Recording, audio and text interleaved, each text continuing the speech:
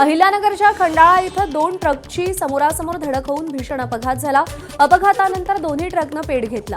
ट्रकमधल्या दोन्ही चालकांना बाहेर काढण्यात आले। अपघाताचं कारण अस्पष्ट आहे। आगीवर नियंत्रण मिळवण्यात आले।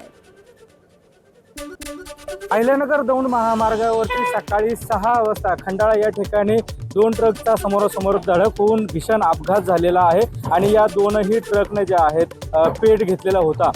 या ठिकाणचे जे स्थानिक नागरिक आहेत त्यांनी तातडीने या ठिकाणी घटनास्थळी धाव घेऊन दोघाही चालकांना ट्रकच्या बाहेर काढलं आणि रुग्णालयामध्ये खरं तर दाखल केलेलं आहे। एका ट्रकमध्ये लोखंडी सळया तर दुसऱ्या ट्रकमध्ये कापड असल्यामुळे या ठिकाणी मोठा पेट जो आहे या ट्रकने घेतलेला होता। प्रत्यक्षदर्शी आपल्या सोबत आहेत। काय एकंदरीत सांगाल, कधी अपघात झाला आणि कशा पद्धतीचा? 5:45-6च्या दरम्यान खूप मोठा आवाज झाला। आवाज झाल्यानंतर आम्ही इकडे आलो तर 2-3 स्फोटाचे आवाज आले आणि आल्यानंतर एक ड्रायव्हर अडकलेला, त्याला बाहेर काढून टाकलं आणि घरून गाडी बोलून त्याला दवाखान्यात हॉस्पिटलमध्ये केलं, परंतु गाडीने ताबडतोब खूप मोठा पेट केला।